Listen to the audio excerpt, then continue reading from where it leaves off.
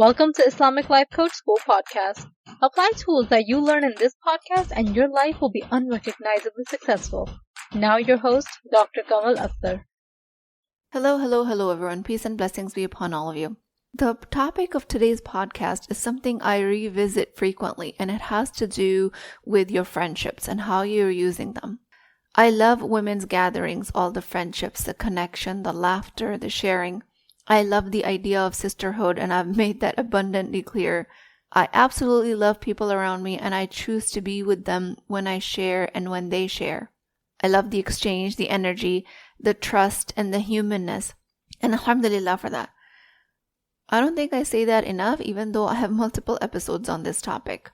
I think it can be said many more times and differently. Something that I want you guys to be aware of, though, that I want to bring your attention to in this podcast, is while there's healing and growth in sharing of ideas and networking and the whole web of interconnectedness, which is an incredible tool, it is an amazing resource, there are also some dangers to it.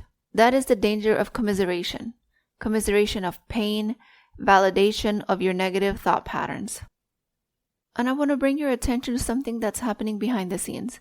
Every time you share your story in a gathering or in a virtual group, without the intention to think differently as an outcome of that conversation, you strengthen the neural pathways attached to that story. This is, of course, neuroplasticity. The neuroplasticity can be both negative and positive. While the concept of neuroplasticity is mostly used in a positive way, it can and usually does end up being negative as well. Meaning every time you're sharing a difficulty with a group and you get validating feedback, then your story gets ingrained further in your mind. This is the negative use of neuroplasticity. And all of this takes a very heavy toll on your psyche. It keeps you in difficult emotions, and it doesn't let you achieve the positive outcomes in your life that you want.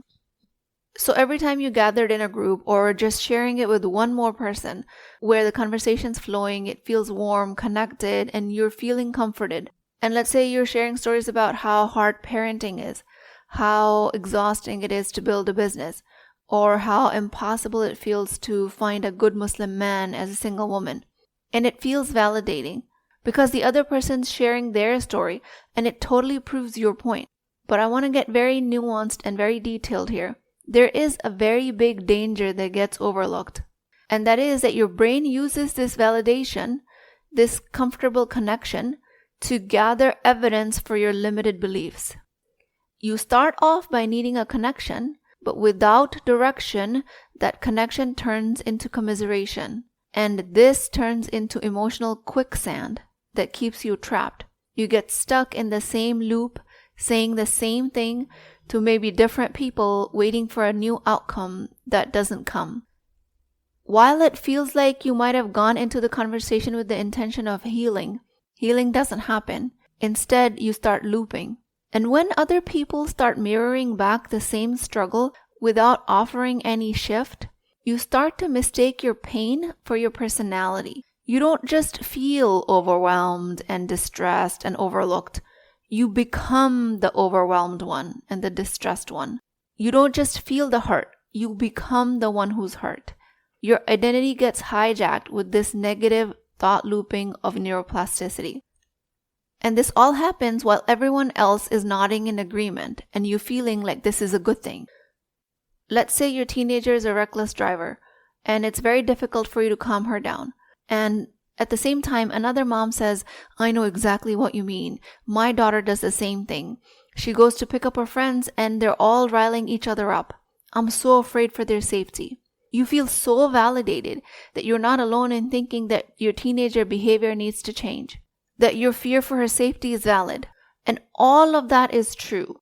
Your teenager behavior might need to change and your fear is valid. But if beyond the validation, no alternative was provided, then it becomes a negative thought loop. Same thing happens if you're trying to find a spouse and you say to somebody, there's no good men left. And then maybe in the gathering you have 7 other women agreeing with you that, yeah, you're right. It's so hard to find a good guy. So this validation is healthy and it can be healthy to an extent, but not when you're trying to create the outcome of finding a well-adjusted Muslim guy to marry. If you want the outcome to be different, It is not in your favor to continue to tell the same limiting story. This commiseration does not help you. Same thing if you're trying to build a business and you think to yourself, nobody wants to spend money. It's so hard. And in a gathering of other entrepreneurs, they say the same thing. How hard it is to work as a businesswoman and how hard it is to make a profit in this economy. Validating your experience, which seems innocent and even therapeutic, but at the same time, it is also gathering more evidence against the change that your life needs, against the change that your business needs in order for it to be successful. If you want a different outcome, you have to go beyond commiseration. Your brain absolutely loves validation because it gives you dopamine. It gives you connection. It says, see, I'm not crazy. But just because someone else agrees with your pain does not mean you're making progress towards change. You may just be cementing in an old story that's keeping you stuck. That's the danger that I want to bring your attention to. This is the danger of repeating validation without intentional change. And if I haven't already said it, I'm going to say it again. I'm not saying don't speak your pain. I'm not saying don't gather in sisterhood. I'm saying just go with intention about what you're doing. Know the difference between I'm speaking this to process it or I'm speaking this to prove it to myself and to others. One is a mindset that opens the door to something new. The other one locks you inside the same emotional room with no doors and no exits. You can validate yourself and also stay open to a completely different interpretation. That's what's going to create a different result. Validation alone does not create change. It might create closeness. It might create trust. It might help you exhale and feel seen, which are all of the preliminary foundational things that you might need to be able to create change. So please do share if it matters to you, if it calms your nervous system down, if it helps you process. But if that's where you stop, if your only goal is I just want someone else to see what I see, then your brain will continue to keep collecting proof that the pain is permanent. It will reinforce every belief that's already keeping you small. And this does not happen because you're a weak human being. This happens to every human being. The brain loves patterns, and more than that, it loves to prove those patterns. And once that pattern is the reimbursement of that pain and it becomes familiar, it becomes a part of your emotional blueprint. While validation soothes and connects, in the long run, it works as a sugary dessert that is delicious in the moment but offers zero nourishment. It's just empty emotional calories that's harmful for your health. And when consumed over and over again, it contributes to the very problem you're trying to heal from. In unchecked commiseration, you develop a procedural memory of relating to certain experiences in your life. Let's say a relationship with your father that provokes a certain set of memories, and that in turn correlates with the habitual set of emotions that you're familiar with. When you talk about this experience just for the sake of validation, it will further ingrain that procedural memory, and it hardwires even more and more. And when you hear other women's experience of their relationships with their fathers, and if they were not ideal, then your brain just seals the deal. It says this was horrible, and how your life is just screwed up and nothing good can come out of it. In this negative loop of neuroplasticity, the rewiring is going against you. It's being used to tell yourself self-deprecating stories that relational trauma with your father has no good outcomes. So by all means, share your experience and listen to other women share their experience. But what I'm also saying that it does not constitute the entire reality. There's a lot more that is happening outside of what your brain is allowing to filter in. Maybe there are women out there who have relational trauma similar to yours with difficult relationships with their fathers, but that has helped them heal tremendously. That has helped them become excellent parents and break generational trauma. And that has helped them how to become productive human beings and how to love their fathers despite of their relational ruptures. If you only go in a conversation to validate yourself, you're going to miss out on all of this learning. The learning from the experience that the other person is sharing with you. Your brain is simply going to omit this information. and you will never get the benefit of positive neuroplasticity that this conversation has to offer. And if, as usual, women are gathering to talk about how difficult life is, how difficult earning money is, how challenging parenting, marriage, life as a Muslim is, how difficult it is to establish healthy communication, how difficult education in public schools is, allow yourself a healthy dose of validation if it heals your nervous system. But when you see that your brain is using that validation for data gathering to prove the point of how your life is particularly screwed up, that's when I'm asking you to pause. That's when I'm asking you to create a difference.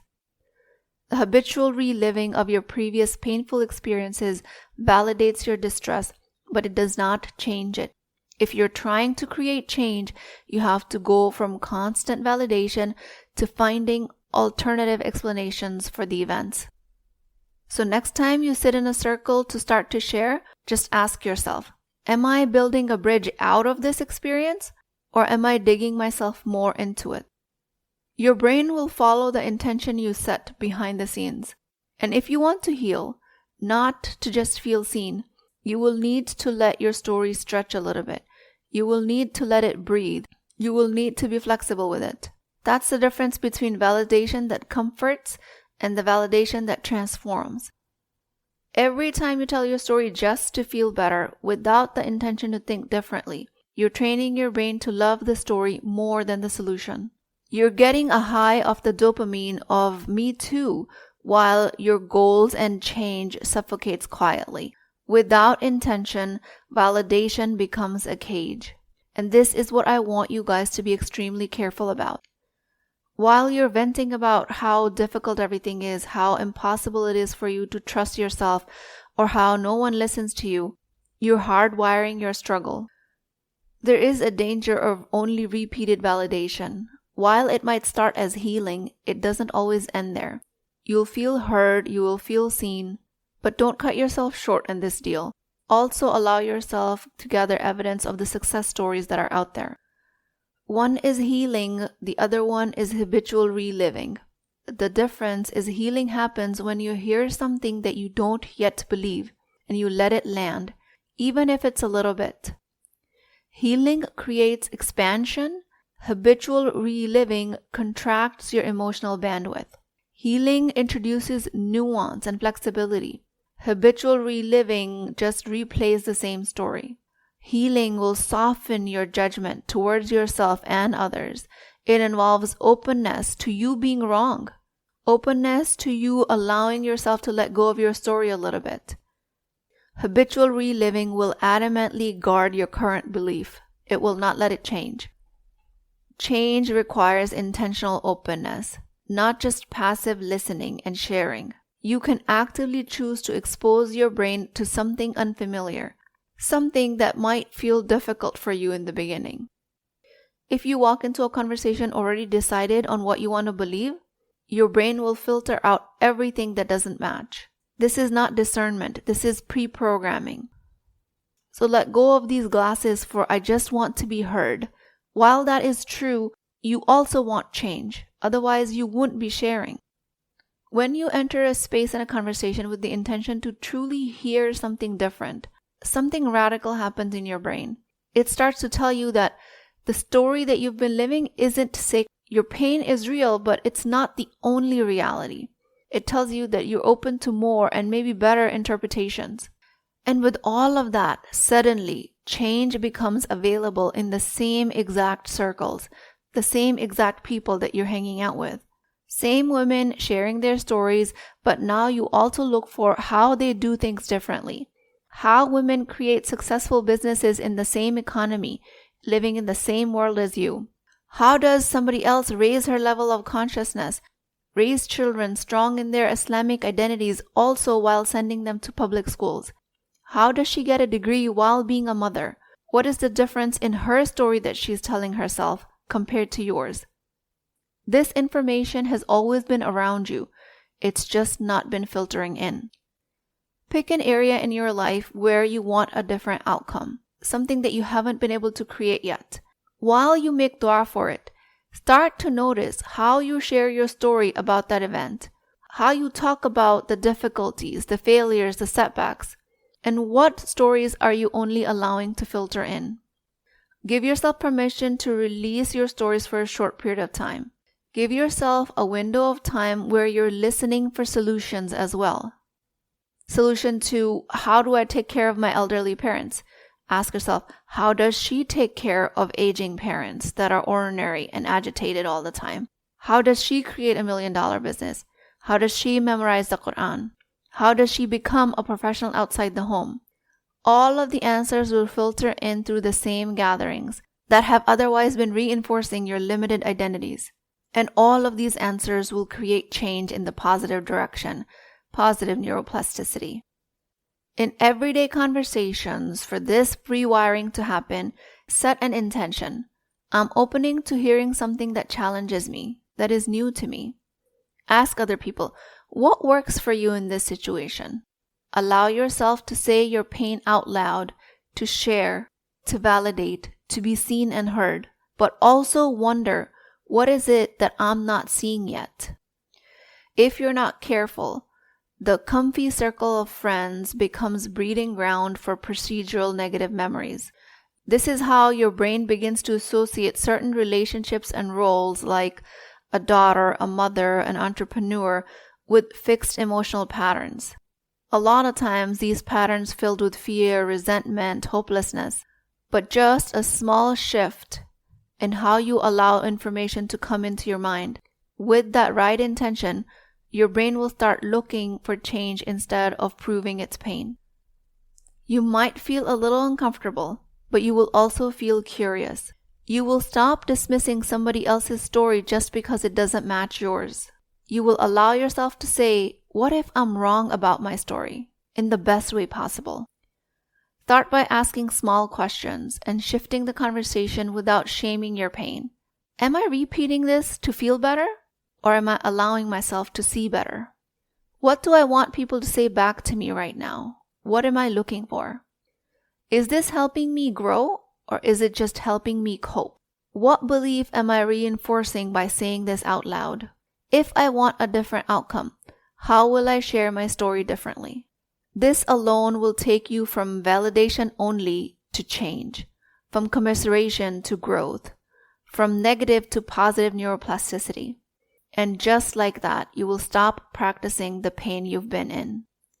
With that, I pray to Allah subhanahu wa ta'ala, Ya Allah, let me speak not just to feel seen, but also to be set free. Let me share stories that they become my new realities. Ya Allah, keep my heart soft to what I haven't seen yet. Guide my tongue away from reinforcing my pain. Let the gatherings around me be a place of light. Let me rewire towards brain, not trauma. Let my comfort seeking be a source of healing, not the one that hides. Ameen Ya Rabbal Alameen. Please keep me in your du'as. I will talk to you guys next time. If you're interested in getting coached by me, I'm offering a very affordable opportunity to do that with Wisdom Wednesdays. This is not a course, not a lecture. This is an opportunity for live coaching, real change with Islamic adab and etiquette. You do not need more information. You actually need a space to create change. At $19.99 a month, which is the price of takeout dinner, you as a Muslim woman will create confidence, intimacy, and connection without shame or fear of judgment, because your privacy is my highest priority. So join at www.islamiclifecoachschool.com, resources, Wisdom Wednesdays. I'll see you inside, inshallah.